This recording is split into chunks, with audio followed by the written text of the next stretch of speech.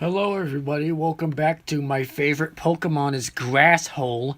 Today we're reading Jeff the Killer versus the Rake.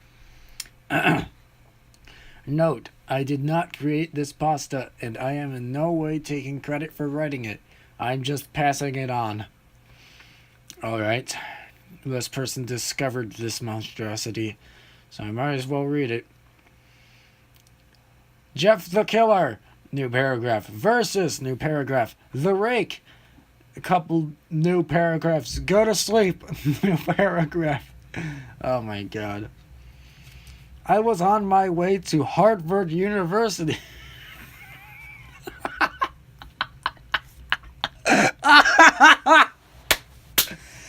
There's no goddamn way you're going to Harvard.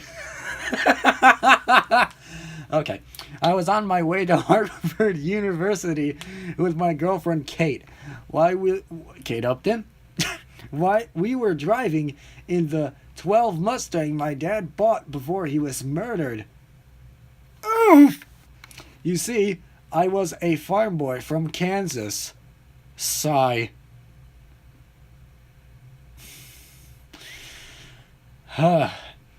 Great. Me and my dad would always set scarecrows in the field where he worked most of the year. Would I count this whole sentence as a tense swap or I don't fucking know. My brother and I fought about who would set up the scarecrow for Halloween that year, 1997, about half a mile away from the farmhouse. I was chosen by Dad to set it up. I carried the shitty little crow through the field to an empty post. This guy's trying so hard to sound like he's from Kansas, but it's really not working. Let me look up where Harvard is, because I'm pretty sure it is Harvard University. It's in Massachusetts. That's nowhere near Kansas. I carried the shitty little crow through the field to an empty post. I climbed up with the scarecrow on my back and ready to fix the crow unto the post. Wonderful writing. Just done with one hook. Some ... in caps. Thing! Pulled from the post into the grass. I went down screaming as that thing ripped the scarecrow apart. I was struggling to get the damned thing off my back as that animal was pulling as hard as it could. Excuse me, I'm disgusting! I finally slipped the scarecrow, still screaming for my dad. I can hear him yelling for me. Tense swap. Yay! I looked back and saw it. Another tense swap. Yay. A man hunched over with talons in place of fingernails. Is it that Japanese guy from The Wailing? At the end of the movie? I'm not spoiling it. It's great film. He appeared to be a starving old man who looked to be over 100 years old. He... Sorry. It charged me. Holy shit, it's Pennywise! He's doing that dance that became a meme in 2017 and then died like 1 week later because that's what happens to memes. They aren't funny anymore because they get overused. The reason they die is because everyone uses them and it dies after a week. It charged me as I looked into its black sockets for eyes. Oh my god, it's Sonic EXE. My dad showed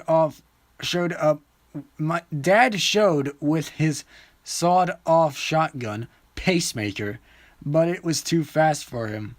One of its talons pierced his chest, while Pacemaker's bullet pierced the old man's chest. Both fell to the ground, dead, or so I thought.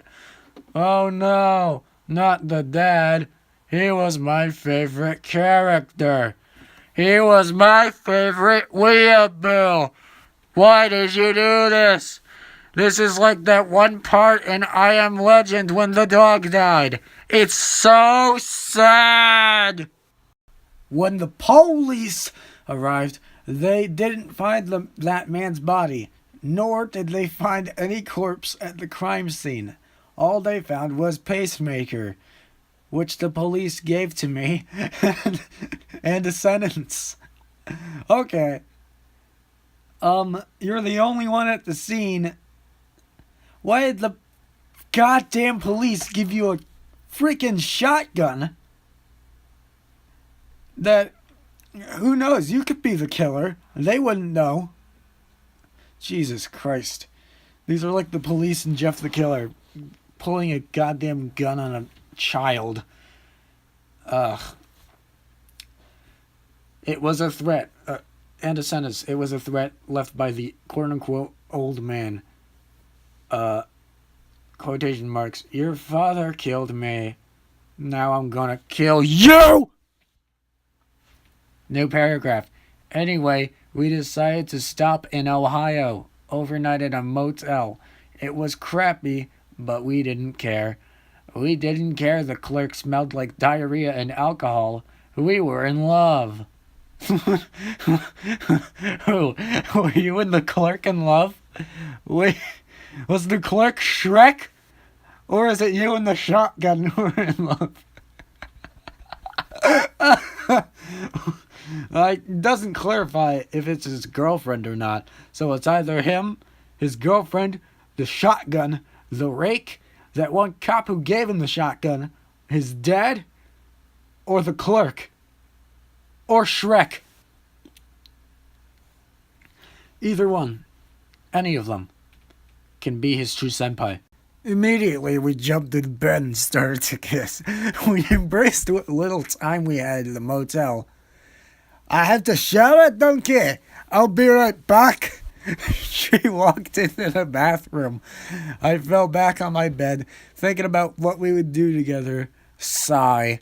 I pulled out an innocent-looking box, opened it, and looked through it.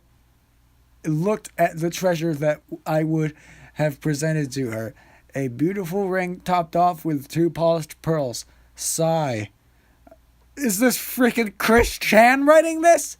Why is there so much sighing? It's like you're having a freaking orgasm. Marriage would have been the best thing for us if Jeff didn't come along. It would have been different. Somehow he snuck through the bathroom window. How do you know his goddamn name? Oh wait, you probably read the Jeff the Killer stories, you frickin' edgy emo cunt. I feel we haven't heard Mr. Phantasm talk enough, as he's a guest. Fuck! I jumped up from bed when I heard Kate screaming. It wasn't terror, no, it was pain and suffering. I slowly put my ear to the bathroom door and I heard, Go to Kipper! I heard the knife plunge into Kate's body several times. The shower kept going. Her screaming stopped. What is this, psycho?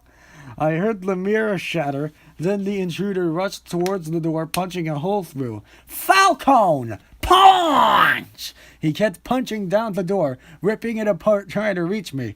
That's when he stopped and looked at me. I saw his face. A creepy-ass expression. The killer had these dark little eyes with dark circles around them. Dark, I'm not dark. Black, I'm not black. He wore this impossibly large smile on his face. Then he continued destroying the door until there was no more door left to destroy. What I'm thinking he did, he just falcon punched through the door, looked up at this person, looked back down again, and then just started punching the door. That's a freaking hilarious thought. His eyes flashed down to mine, and he slowly walked towards me. I slowly backed up until my back met the wall. The maniac stopped for a few seconds, then leaped on top of me. No, with his knife aimed at my heart. Go to! I had pacemaker out and aimed the killer's testicles. I'm gonna blow your balls all over this room. No, it's I'm going to blow your balls all over this room. Now, get the fuck off me. Get and fuck are both capitalized. He listened and got up away me. Now drop the knife. The evil bastard stood there with his mouth open. Die, die, die, he said. The capital killer leaped towards his knife. I aimed and fired. He had snatched his knife up and flung it towards my head. I deflected it and fired again. He ducked. He tackled me out the first, as in first place, story window, landing on the pavement. I bruised my heel while he twisted his kneecap. How do you tell? How do you know that? I writhed in pain. Ouch! Well, what are you? ... Question mark. I looked back up onto my first story room, past the man I know as Jeff the Killer, and saw that old man from 15 years ago. How do you know that Jeff the Killer's name is Jeff the Killer? I failed to contain a scream, which woke up the tenant. I don't even think there's a tenant in a motel. I think that's like I don't know. He came out with a Glock in his drawers and covered with a hotel bathrobe. What the hell is going on here? I'm trying to sleep. Just as soon as he finished ranting, the old man did something impossible. He jumped off the first story floor, landed on his feet, looked towards the tenant, and pounced on top of him. I saw that the way that thing dug into his flesh. Shots fired. The screaming ceased. Then I remembered the warning. Your father killed me, now I'm gonna kill you. When he was done tearing apart the piece of meat that was the tenant, he faced me. Jeff barked. I saw him first, you freak. Look who's talking. The old man slowly turned to face Jeff. Yeah, I'm talking to you. What are you going to do about it? I'm so witty. I should be a stand-up comedian. The creature charged Jeff in an instant, started slashing at his chest. Jeff kept swinging his knife, but that thing didn't care. It knew he couldn't really it. The capital monster was too fast for Jeff. Too fast! Hold still! Jeff was getting pissed off. His swings were getting faster. Fast! But even the greatest killer makes mistakes. First of all, tense swap, yay. Second of all, he's not real. And I wouldn't call him the greatest killer. Even though that wouldn't be a compliment anyways. The old man finally got a sufficient hit in and went for a gut blow to Jeff's stomach. The killer dropped to the ground. Well, come on, hit me! Hit me! I fired pacemaker at the old man. It instantly dropped... Alright, that is spelled right. It instantly dropped to the ground. I couldn't believe it. I finally killed that old bastard. I really did it. I then walked over to Jeff. He had internal bleeding, but it wasn't serious. Really? I kneeled over Jeff. The sick fuck was still smiling at me. Well, you got me, kid. Are you going to finish me? Finish him. Nope, I won't. Are you freaking kidding me? The only reason you said that is so the fangirls won't get pissed off and they can write more stories about Jeff the Killer. I knocked Jeff out with the butt of pacemaker. He wouldn't trouble me anymore. But I know he would just get madder and kill me, so I didn't. Then the old man attacked Jeff, throwing him through a wall. Jeff's knife was right next to me, and the old man was going toward me. I grabbed it, and he jumped, so I stabbed it. It didn't even flinch. Then, right when I thought it was all over, I saw Jeff walk out and grab the peacemaker. The old man heard him and started to run toward him. When it was close to him, Jeff let out a shot and hit the thing right in the head. Before it being scared, it ran off. Jeff ran after it. I heard the whole thing. Jeff said, "It's time to go to camp." Then let off some more shots and tail. The thing was in two, as in, I'm going to work. Jeff picked up his knife and started walking to me. He said with an evil smile on his face and said, "No, wasn't that fun?" and just walked away. I didn't question it. He spared my life, maybe because I spared his, I don't know, but I never saw him after that day. Jesus Christ. Then and man, like, that's the best story I've ever read. Oh, Jesus.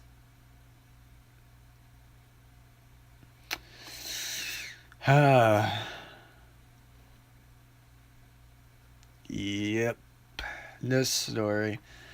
I'm also going to read a story I wrote. Alright, this one is made by me. It's called Jeff the Killer Takes Manhattan. And it's on the Bad Poster Wiki. Author's note. This story is totally original and badass. If any of you dong suckers want to fight me, 1v1 me in Evolve Stage 2 beta, bro. New paragraph. Jeff was a young boy who lived in a nice neighborhood with his family, Jash. Yeah, we all read the stories. Please continue without giving me a tumor. And as you can tell me, I'm indeed... American. New paragraph, parentheses. I write like an ass.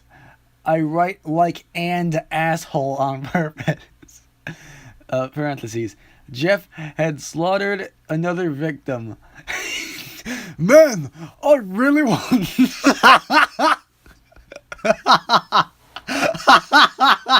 I haven't read this in such a long time, so this is really freaking making me laugh.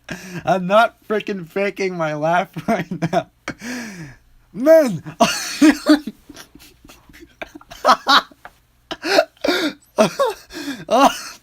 This is his first line in the fucking story, holy shit!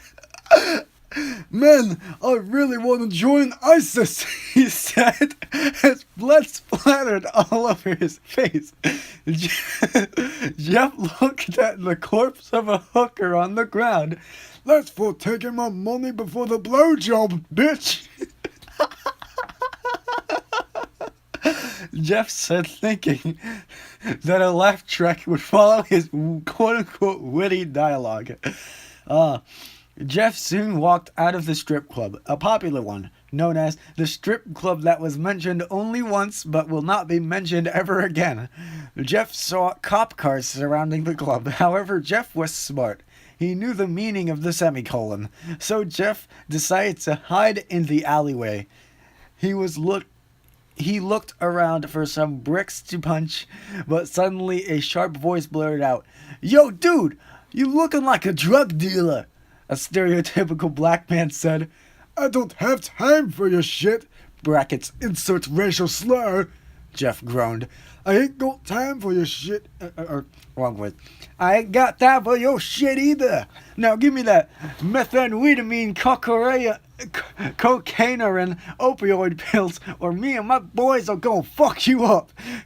Jeff walked to the man and picked him up by his throat like the Wendigo from Until Dawn when it kills Sam. Listen here, cunt. I ain't got time for your shitty shit, bull friggin' horse shit. I'll help you get your drugs, and we can get high together. Okay. ... Just ... Ah! The man said in his anime-esque dialogue. Just put me down, Okiko, and I'll help you kill more hookers. Jeff looked at the man, realizing who he was. No, it can't be. He thought as he dropped the man. Slash. Jeff said, JC? ... The hyena?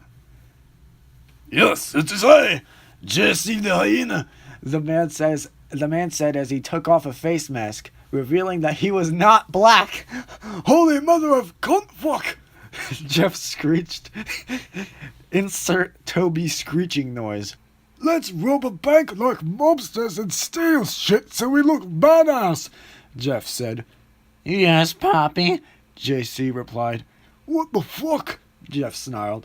Jeff then broke the fourth wall and said, Man, this bitch is into some kinky shit. New paragraph. Witty. New paragraph. Jeff killed JC in the most gruesome way possible. Hyper-realistic blood flying everywhere. Jeff the killer proceeded to swim across the river towards Manhattan, thinking that he would cause a rampage like the T-Rex in the Lost World. Author's note. This story was obviously meant as a joke, and if you want a part 2 with intentionally bad spelling and past tense swaps, then make sure to leave your thoughts in the comments. Thanks for reading this piece of shit story. I really appreciate it. And that's Jeff the Killer Takes Manhattan. Much better than the that other thing. And yeah. So bye. I'm gonna be reading something shitty next video. Have a nice day. Go fuck yourself.